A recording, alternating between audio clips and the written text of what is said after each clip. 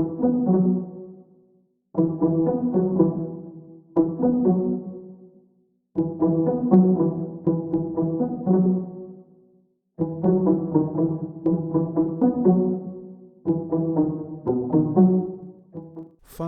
ihany koa tao anatin'ny vaovao mampalahelo fa nodimandry Imira Kangchan izay fantatry ny maro tao anatiny ilay horonan-tsary malagasy Lolita no sady mpanakanto ihany koa. Ka ny pitsopitsony mahakasika an'izay ny fakafakena amintsika ato anatin'ity vidéo ity ka manasa antsika rehetra anaraka an'ity vidéo ity hatramin'ny farany. Aza dino ny milaiky ny vidéo antsika ary tsarovatra hatrany ny miabone amin'ny chaîne antsika mba ahafahanareo manaraka sy tapaka ny vidéo zay lefa nahita isan'andro. Tsy ampilela mo isika fa avy hatrany tonga de vavany ndao ary.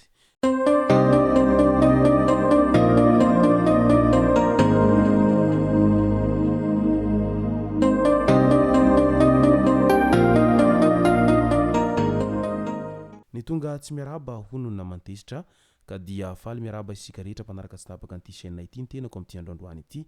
Arakin'izay efa natsipiko zay dia ny mahakasika ny fahalasana ny tompoko vavy Mira Kangchan no tena iompanantsika ato anatin'ity vidéo ity. Fa milohan'izay dia ndao aloha ho resantsika ireto tsara ho fantatra manaraka ireto. Tanora malagasy nipetraka tany an'Allemagne, olana ara-pitiavana izay nitarika tamin'ny aretim-po no nahafaty azy ity. Raha ny zava-misy dia nanana sipa tovolahy iray izy tany an-toerana tany ary rehefa niaraka sy nifankatia izy ireo dia bevokan'ilay tovolahy ity tovovavy malagasy izay nipetraka tany an'Allemagne ity.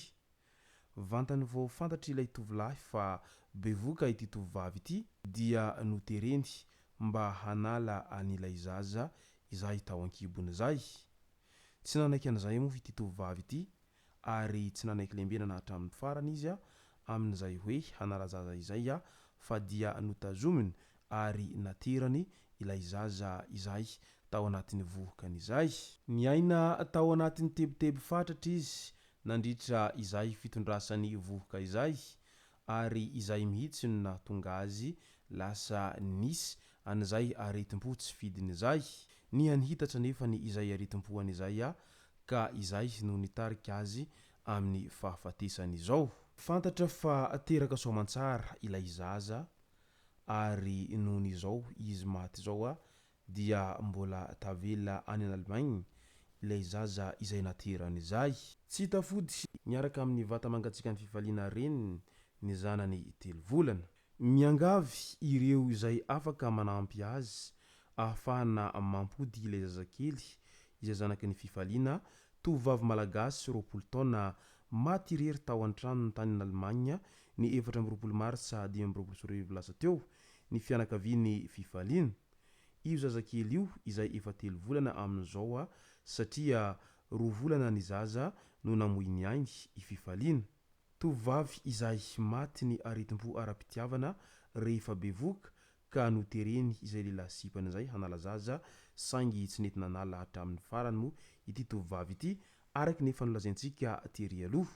Tamin'iny androny afaka omaliny no tonga tany Madagasikara ny nofo mangatsikany ary amin'ny zoma ho avy izao no hanatanteraka ny fandevenana azy ireo fianakaviana amin'izao fahalasana ny zanak'izy ireo izao ka dia mangahery ny ray aman-dreny sy ny havany amin'izao loza izay nahazo ny havan'izy ireo izao.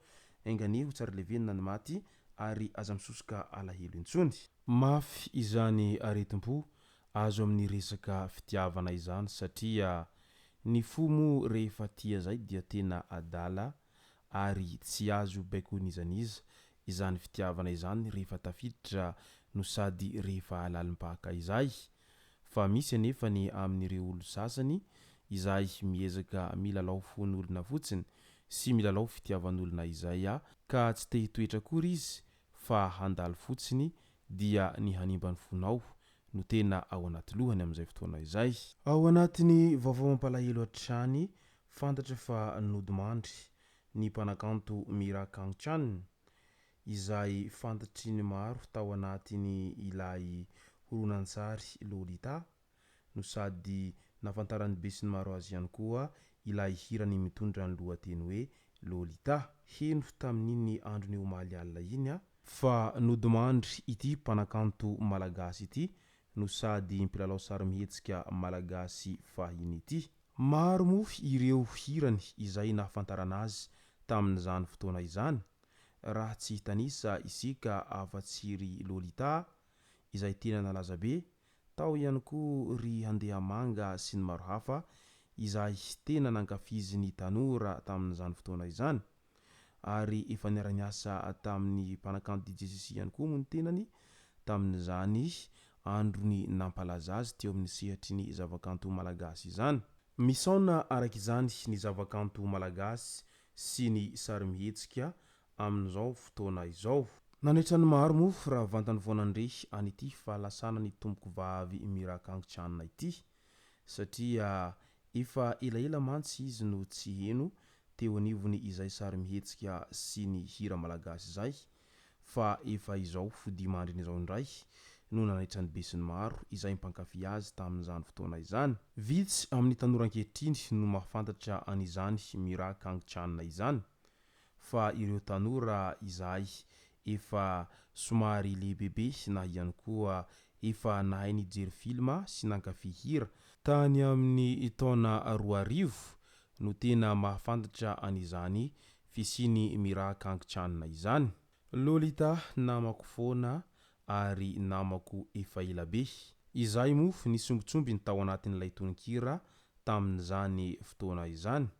Ary raha ilay horonan-tsary kosa no fintinina izay no hirahirainy tao anatin'izay hirany Lolita izay a, dia ny finamanany izy sy ilay Lolita izay zanaky ny sahirana nefa dia tena namany Mira be izany Lolita izany, fa i Mira kosa zanaky ny manankatao ary na dia teo aza izay tsy fitoviana eo amin'ny resaky ny saranga izay dia tsy nahasakana ny finamanan'izy ireo izay tsy fitoviana eo amin'ny farim-piainana izay, fa namako foana ary namako efa elabe. Io no naverimbery ny tao anatin'ny tononkira ary izay ihany koa no nataony tao anatin'ny horonan-tsary izay no lalaovin'izy sy ilay ankizivavy kely iray izay nandray anjara tao anatin'izay horonan-tsary Lolita izay. Koa dia mitondra teny fankahirezana sy fampiononana ho an'ny fianakavian'i Mira amin'izao fahafatesany izao satria mafy izany hoe nandao namana aman-tsakaiza izay nindaosim-pahafatesana izay. Ainganeo tsara levenina ny maty ary aza misosoka alahelontsony, fa ireo tsara vita sy ireo sanganasany kosa dia mipetraka ho tantara ary ho jereny taranaka mampara. Izay no masaka azona roso tao anatin'ity video ity tompoko lasy tompoko vavy. Misaotratsika rehetra nanaraka an'ity video ity hatramin'ny farany. Azadino ny milaiky ny videontsika ary tsarovatrany ny miabone amin'ny chaîne antsika mba ahafahanareo manaraka tsy tapaka ny video zay lefa nahita isan'andro. Tompoko lasy tompoko vavy mankasitraka dia mirary soa.